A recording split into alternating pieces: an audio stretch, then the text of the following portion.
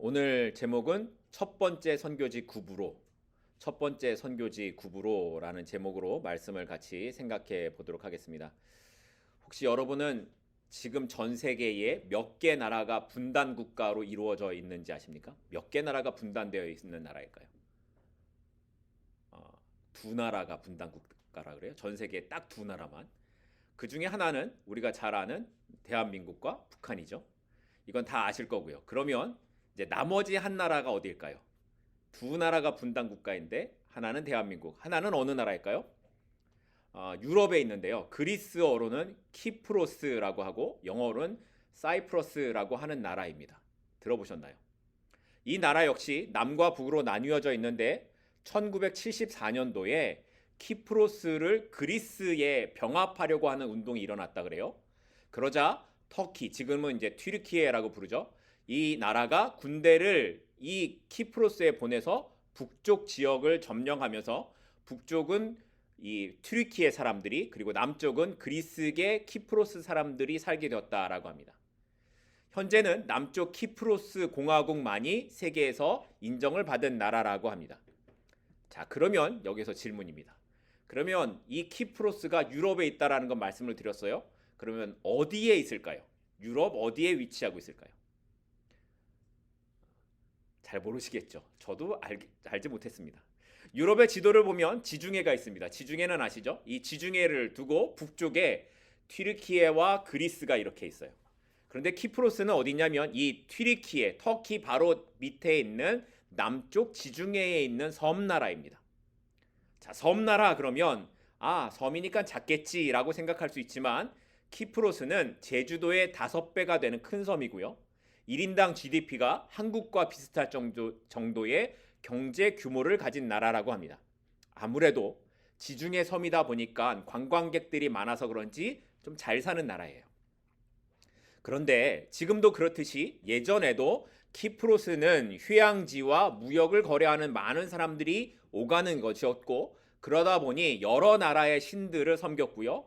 로마로부터 섬이니까 좀 떨어져 있어서 간섭을 덜 받는 좀 자유로운 삶을 살아갈 수 있는 그런 곳이었다고 합니다.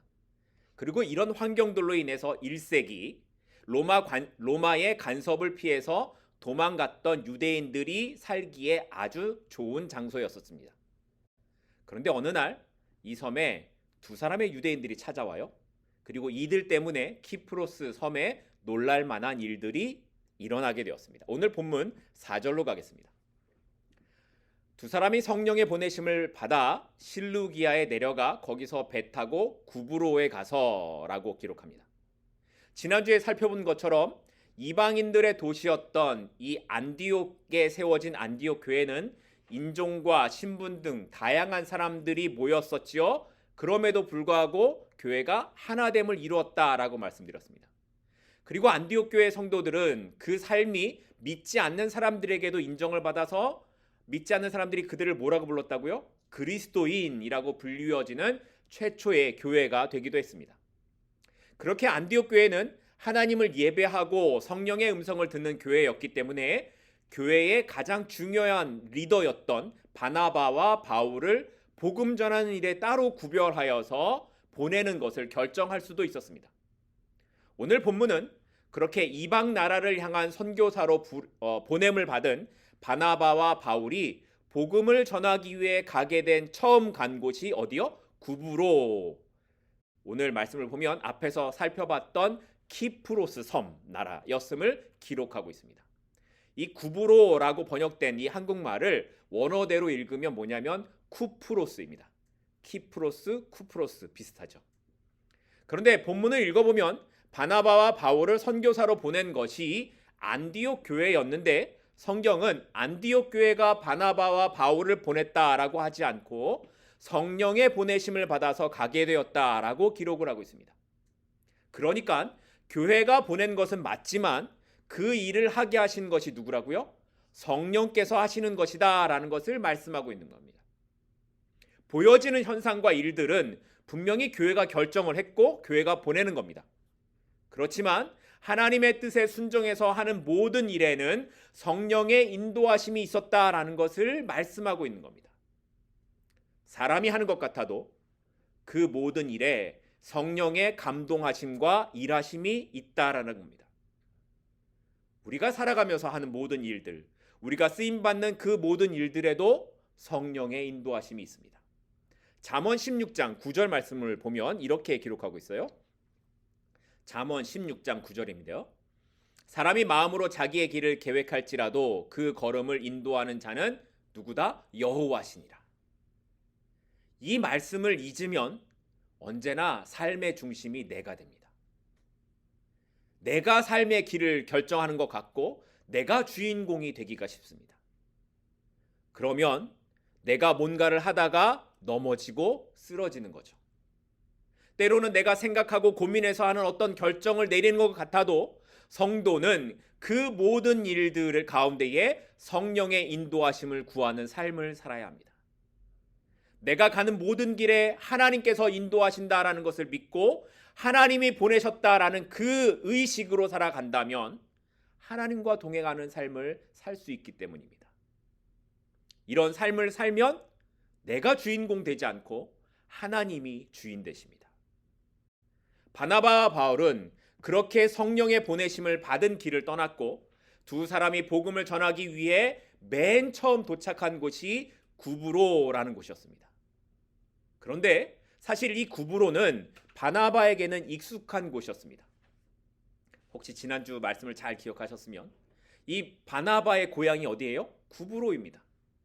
그리고 이 구브로에는 이미 유대인들이 많이 들어와 살고 있었고 회당이 있었을 뿐만 아니라 고난을 피해 예루살렘의 고난을 피해 도망 나온 그리스도인들이 이미 살고 있었습니다.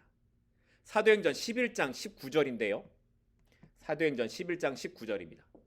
그때의 스데반의 일로 일어난 환란으로 말미암아 흩어진 자들이 베니게와 구브로와 안디옥까지 이르러 유대인에게만 말씀을 전했다. 스데반 집사의 순교 이후에 예루살렘에 있던 성도들이 다 흩어지게 되었습니다. 그 중에 구브로까지 온 사람들이 있었다라는 거예요. 그리고 구브로에 온 사람들이 유대인들에게 복음을 전했다라고 기록합니다. 그렇게 그 구브로에서 예수를 알고 믿은 사람들 중에 어떤 사람들이 안디옥으로 갔어요. 그리고 안디옥에 가서 이방인들에게 복음을 전했지요. 그리고 그 사람들을 통하여 안디옥에 교회가 세워지게 되었다. 이미 여러분들이 들으셨던 말씀입니다. 잘 모르는 것 같은 얼굴을 하시면 곤란합니다. 기억하시죠? 그러니까 구브로의 지역은 복음을 전하기에 좀 더 준비된 곳이라고 할 수 있습니다. 바나바와 바울은 복음을 전하는 것의 시작을 그냥 그래 성령이 보내셨으니 가지 아무렇게나 시작한 것이 아니라 계획을 갖고 하나씩 풀어갔습니다.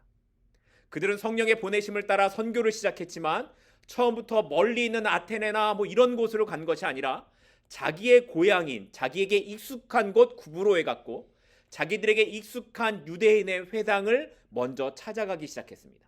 오늘 본문 5절입니다. 살라미에 이르러 하나님의 말씀을 유대인의 여러 회당에서 전할새에 요한을 수행원으로 두었더라. 이 살람이라는 곳이 어디냐면 구브로 섬의 동쪽 끝에 위치한 항구예요. 이곳에는 이미 유대인들의 회당이 있었기 때문에 바나바와 바울은 거기서부터 복음을 전하기 시작했습니다. 이방 지역인 구브로에 갔지만 처음부터 이방인들에게 복음을 전한 것이 아니라 자기와 같은 유대인들에게 먼저 다가가야겠다라는 전략을 세웠던 겁니다. 그리고 이런 유대인들에게 찾아가고 유대인들의 회당을 찾아가는 바울의 전도는 그 이후의 전도에서도 계속 되어져 갔습니다. 우리는 흔히 사도 바울은 이방인들에게 복음을 전했던 사람이라고 생각을 합니다. 그런데 사도행전을 자세히 보시면 바울이 그 이방 지역을 가기는 했지만 그곳에서 유대인들이 먼저 모이는 회당에 가서 복음을 전하기 시작했습니다. 그 회당을 중심으로 이방인들도 복음을 듣게 되고 예수 그리스도를 믿는 일들이 일어났던 겁니다. 그러면 여기서 우리가 한 가지 더 생각해 볼 수 있는 게 있습니다. 바나바와 바울이 선교를 시작했던 이 유대인의 회당은 그러면 언제 생겨난 것인가 하는 겁니다. 이미 바나바와 바울이 구브로에 갔을 때 회당이 있었죠. 그러면 이 회당은 언제부터 있었을까요? 유대인들의 회당은 이미 주전 300년경, 그러니까 사도 바울의 선교 사역보다 약 350년 정도 앞선 시대, 바벨론 포로 이후에 만들어졌다라고 합니다. 포로로 끌려간 유대인들은 자신들의 사는 곳에 회당을 만들었고 회당을 중심으로 공동체를 이루어갔습니다. 그리고 바울은 세계 여러 곳에 있었던 그 회당을 중심으로 말씀을 전하기 시작했던 겁니다. 마치 하나님께서 사도 바울에게 복음을 전하기 위한 오래전부터 준비하셨던 것처럼 회당이란 건 사도 바울이 복음을 전할 수 있는 중요한 루트가 되었던 겁니다. 아무도 회당을 통해 복음이 전하게 될 것이다 라고 생각한 사람은 없었을 겁니다. 그냥 회당은 오래전부터 유대인들에게 필요한 모임의 공간일 뿐이었습니다. 사람들의 필요를 따라 만들어진 공간이었습니다. 그런데 하나님께서는 그것을 통해 복음이 전해지도록 그렇게 이루어가고 계시는 겁니다. 이렇게 하나님의 일하심에는 오차가 없습니다. 350년의 세월을 넘어서 준비하시는 하나님의 일하심이 지금 사도 바울을 통해 나타나고 있습니다. 그렇다면 그 틀림없는 하나님의 일하심이 오늘 저와 여러분 가운데 없겠습니까? 하나님의 일하심은 오늘 저와 여러분 가운데도 시간의 세월을 넘어서 분명히 일하고 계신다라는 겁니다. 그런데 사도 바울의 경험한 이 회당의 길이 오늘날에도 일어나고 있어요. 어떻게 일어나느냐? 한 가지 예를 들면 이런 거죠. 인터넷이란 공간을 통해 좋지 않은 것들도 많이 있지만 인터넷을 통해 복음을 듣게 되는 일들도 얼마나 많이 일어나고 있습니까? 바울이 회당이라는 도구를 사용했듯이 지금은 인터넷이란 도구를 사용해서 복음을 전하는 일들이 많이 일어나고 있습니다. 여기서 우리가 생각해야 하는 것은 그렇다면 나의 주변에 복음을 전할 도구는 어떤 것이 있는가 하는 겁니다. 어떤 분에게는 지금까지 살아온 그 삶의 사람들과의 관계가 그럴 수도 있고 어떤 분들에게는 일하는 곳이 그런 도구가 될 수도 있습니다. 어떤 분에게는 자신이 좋아하는 취미가 그럴 수도 있을 겁니다. 문제는 그것을 복음의 눈으로 바라보고 있는가 하는 겁니다. 복음의 눈이 없는 사람에게 회당은 그냥 여러 회당 중에 하나일 뿐입니다. 복음의 눈이 없는 사람에게 인터넷은 그냥 즐거움을 찾는 사이트들에 불과할 뿐입니다. 그러나 복음의 눈이 있는 사람은 그것이 주의 말씀을 전하는 통로로 보여질 수 있습니다. 그러니 우리의 시선을 복음의 눈을 들어 바라봐야 합니다. 나에게 주어진 상황들 속에 복음을 어떻게 전하며 살아갈 수 있는가를 생각하면 나의 주변에 있는 상황들이 복음을 전할 수 있는 도구로 보일 수 있기 때문입니다. 이렇게 살라미에서 회당을 중심으로 복음을 전하던 바나바와 사울은 그곳에서부터 서쪽으로 약 180km 떨어진 바보라는 곳까지 이제 이르게 됩니다. 오늘 본문 6절입니다. 온 섬 가운데로 지나서 바보에 이르러 바예수라 하는 유대인 거짓 선지자인 마술사를 만났다. 어디에 갔다고요? 어느 도시? 도시 이름이 뭐예요? 바보입니다. 어떻게 도시 이름이 바보일까? 근데 우리말 번역이 바보고요. 헬라어로 보면 바보가 아니라 도시 이름이 파보스예요. 파보스. 우리말 번역이 좀 그런 것 같은데, 그런데 또 이게 문화적 배경을 보면 이 도시를 바보라고 번역한 게 정말 제대로 맞은 것 같다라는 생각이 듭니다. 왜 그러냐면 앞에서 말씀을 드렸듯이 이 구브로 섬에는 많은 우상들이 있었다라고 말씀드렸죠. 그런데 바보라는 도시에는 나중에 이 세월이 조금 지난 다음에 그리스 신화에 나오는 아프로디테와 비너스가 이 바보라는 도시에서 시작이 됩니다. 그리고 이 비너스라는 이름에서 알 수 있듯이 이 바보에서는 성적으로 문란한 일들이 굉장히 많이 일어났다라고 합니다. 그래서 주변에 있던 사람들이 이 파보스 사람들을 뭐라고 불렀냐면 파피안이라고 불렀다고 합니다. 파피안의 뜻이 뭐냐면 방탕한 사람, 이런 뜻입니다. 그러니까 얼마나 문란했으면 이렇게 이름이 불렸겠습니까? 그러니까 도시 이름이 바보가 맞죠. 바나바와 사울이 그런 도시에 도착을 했고 거기서 바예수라고 하는 유대인이면서 거짓 선지자이고 또 마술사인 한 사람을 만나게 됩니다. 그 이름이 뭐라고요? 바예수. 이건 아마 자기가 만든 그냥 자기가 스스로 지은 이름일 겁니다. 왜냐하면 바라는 단어의 뜻이 뭐냐면 아들이란 뜻이에요. 그러면 예수의 아들 이런 뜻이 되겠죠? 그런데 예수의 뜻이 뭐예요? 구원자입니다. 그러니까 이걸 풀어서 말하면 자기의 이름을 구원자의 아들 이렇게 부르는 겁니다. 자기 스스로 나는 구원자의 아들이야 이렇게 부르는 거죠. 마치 사이비 교주, 오늘로 말하면 사이비 교주와 같은 겁니다. 하는 짓도 딱 그랬습니다. 유대인이면 하나님을 섬기는 사람이니까 마술을 하면 안 됩니다.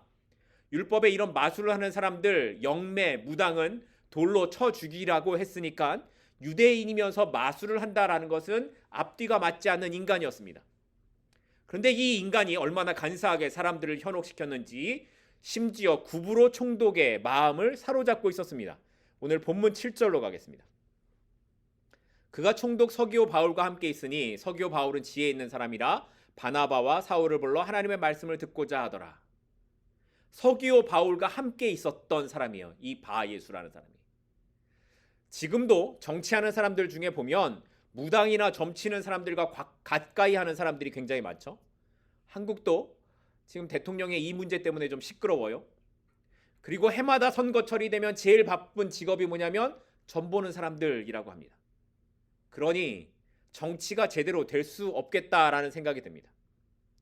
과학과 지성이 발달한 지금의 시대에서도 이렇게 점이나 운수를 보는 사람들이 많은데 2000년 전이라고 하면 오죽했겠습니까? 그러니까 로마 시대 고위 관리들은 이런 무당과 같은 선지자들이 주변에 하나씩은 꼭 있었습니다. 오늘 본문에 기록된 총독 서기오 바울도 마찬가지였습니다. 권력을 가지고 있지만 사람의 마음에 언제나 불안함이 자리를 잡고 있습니다.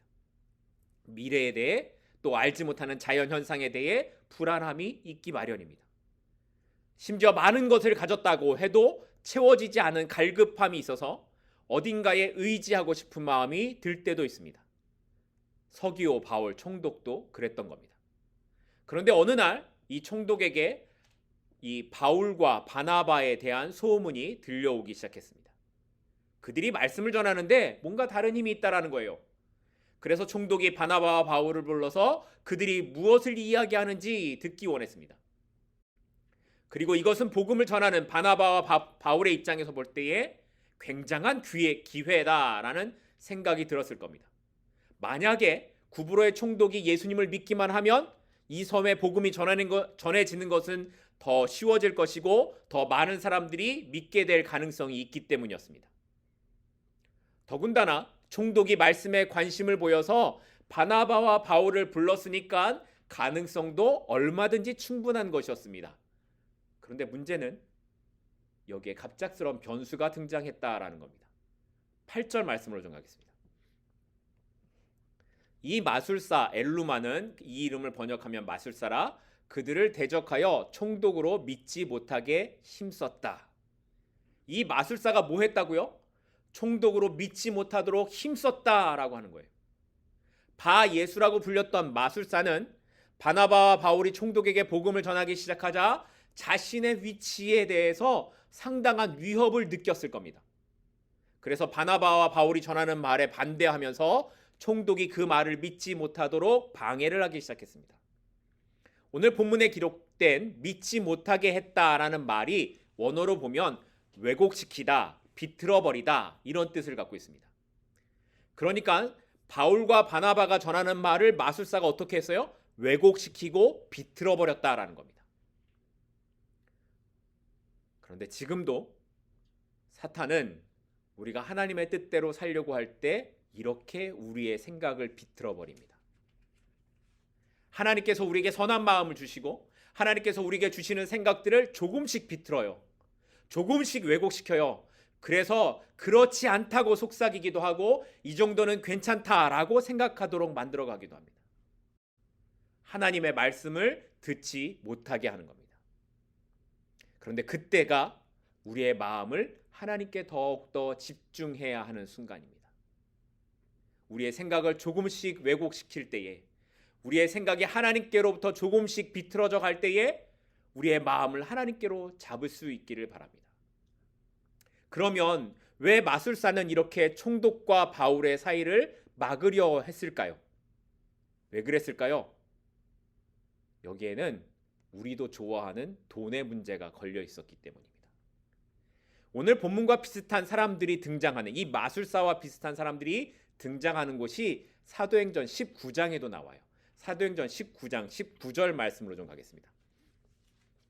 사도행전 19장 19절입니다. 외우기 쉽죠? 19장 19절.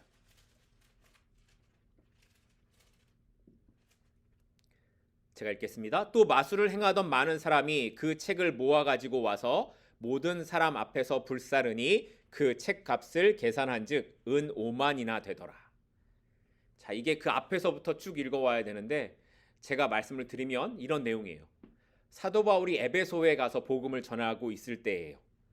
여기에도 마술을 하는 유대인들이 등장을 합니다. 그리고는 자기도 바울처럼 귀신 들린 사람에게 예수의 이름으로 명하노니 나가라 이렇게 외쳤어요.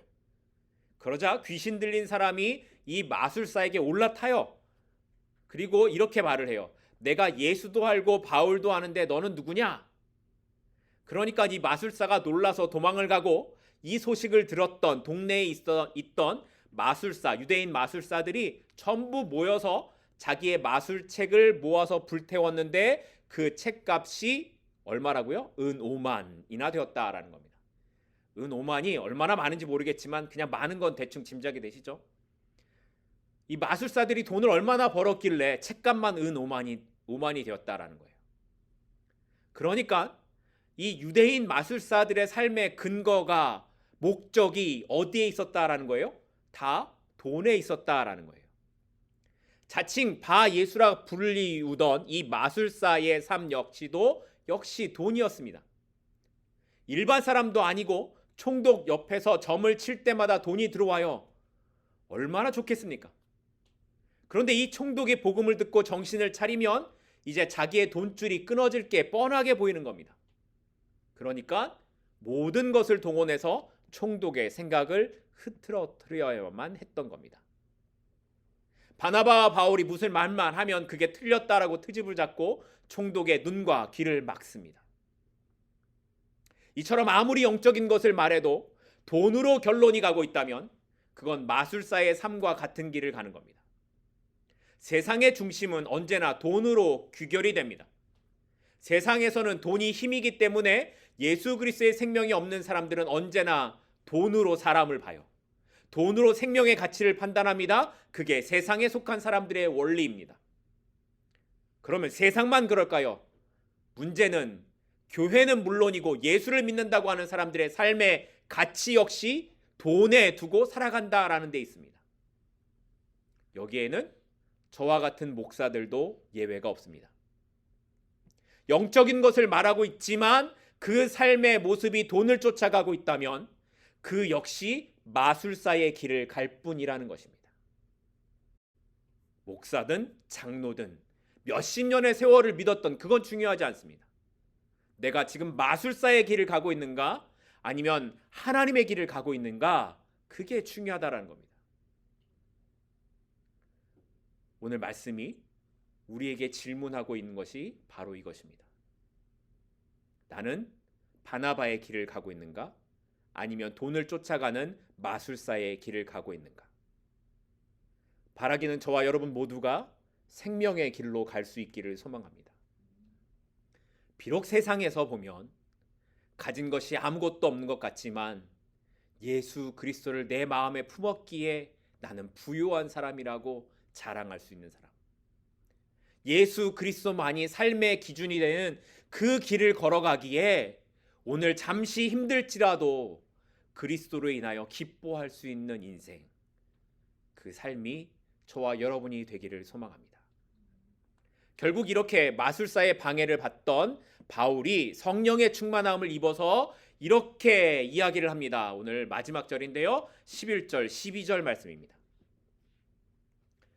보라, 이제 주의 손이 내 위에 있으니 내가 맹인이 되어 얼마 동안 해를 보지 못하리라 하니 즉시 안개와 어둠이 그를 덮어 인도할 사람을 두루 구하는지라. 이에 총독이 그렇게 된 것을 보고 믿으며 주의 가르치심을 놀랍게 여기니라. 성령의 능력 가운데 있었던 바울이 마술사에게 보지 못하도록 저주를 하자 그 즉시 그는 앞을 볼 수가 없게 되었습니다. 거짓 예언을 말하고 사람을 속이는 삶을 살던 마술사는 지금까지 보던 것을 쫓아가던 사람이었죠. 그런데 그 삶에서 이제는 아무것도 볼 수 없는 신세가 되고 말았습니다. 이전에는 자신이 선지자라고 하면서 사람들에게 뭔가 길을 보여주는 것처럼 그렇게 살았었지만 성령의 능력 앞에 서게 되자 이제는 자기 혼자 걸을 수조차 없어서 자신이 도움을 받아야만 하는 그러한 신세가 되고 말았던 겁니다. 이렇게 유대인 마술사는 지금까지 자신이 사람들에게 해왔던 마술과 같은 그 일을 자신이 경험하는 순간을 만나게 되었습니다. 그리고 이 일을 통해 진정한 능력이 어디서 오는 것인가 하는 것을 알게 되었을 겁니다.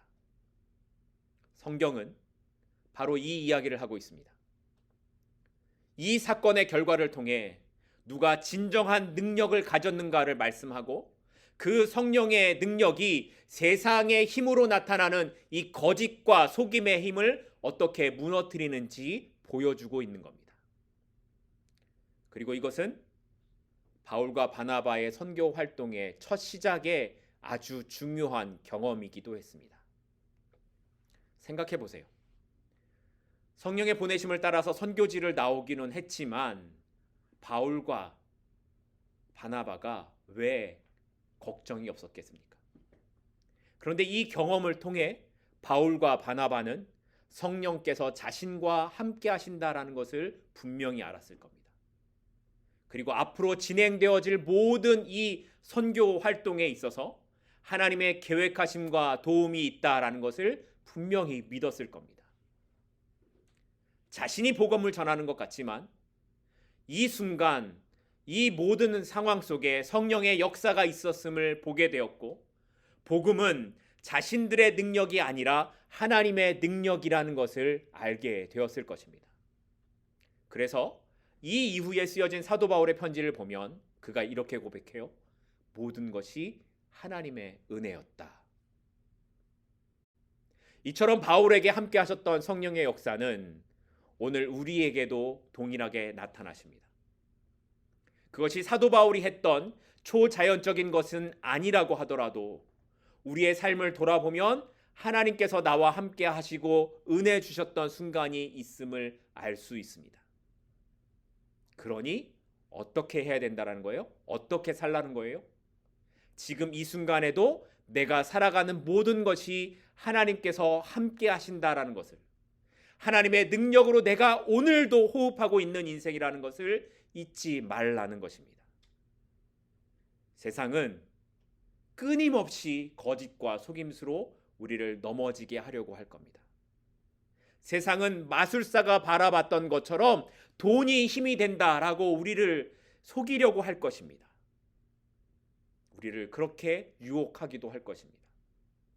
그런데 그때 우리가 봐야 하는 것은 진정한 힘이 어디로부터 오는가 하는 것입니다.